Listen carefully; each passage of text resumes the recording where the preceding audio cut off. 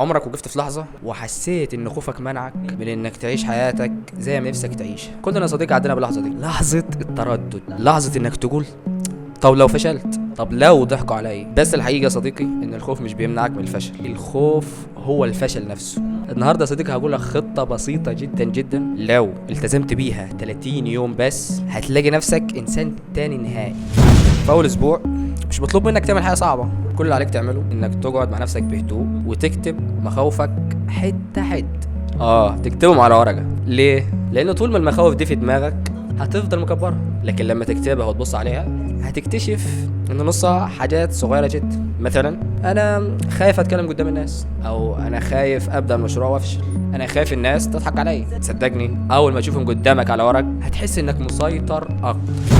وفي الاسبوع الثاني هو اسبوع التجارب الصغيره. يعني ايه؟ يعني يا صديقي تبدا تواجه خوفك خطوه بخطوه. مثلا لو انت بتخاف تتكلم قدام الناس، اتكلم قدام صاحبك او مثلا اخوك. او لو خايف تبدا مشروع، خد خطوه صغيره زي انك مثلا تقرا مقال عنه او تتكلم مثلا مع حد عنده خبره في المجال ده. مش لازم تعمل حاجه كبيره، المهم تبدا تتحرك. وزي ما بيقولوا رحله ال1000 ميل بتبدا بخطوه واحده.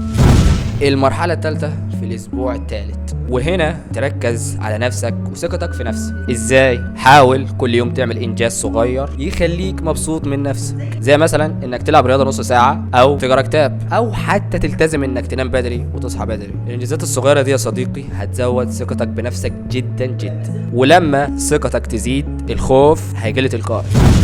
المرحلة الأخيرة في الأسبوع الرابع، هنا بقى يا صديقي هتواجه خوفك بشكل مباشر. هتختار موقف حقيقي وتدخل فيه. مثلا لو كنت خايف تتكلم قدام الناس، جهز كلمة صغيرة وقولها قدام مجموعة. أو لو خايف تبدأ مشروعك، انزل وخد أول خطوة عملية فيه. ما تخليش الخوف يوقفك، لأنك دلوقتي بقى عندك 3 أسابيع من التحضير، عندك خطة وعندك ثقة. وصدقني هتتفاجئ إن الموقف مش مرعب زي ما أنت تتخيل. بعد 30 يوم هتتفاجئ من نفسك، هتشوف إنك أقوى بكتير من اللي كنت فاكره. الخوف ما كانش عادة، كان مجرد عائق، كان مجرد باب مستنيك تفتحه. واول ما فتحته اكتشفت ان وراه فرص وحياة جديدة. اوعى يا صديقي تسيب خوفك يتحكم فيك، انت اللي تتحكم فيه. واللي يبدأ النهاردة بعد شهر واحد بس هيشكر نفسه 1000 مرة انه خد القرار ده. واخيرا يا صديقي وصلنا لنهاية الفيديو، متنساش تعمل لايك وسبسكرايب، ومتنساش تصلي على الحبيب. سلام.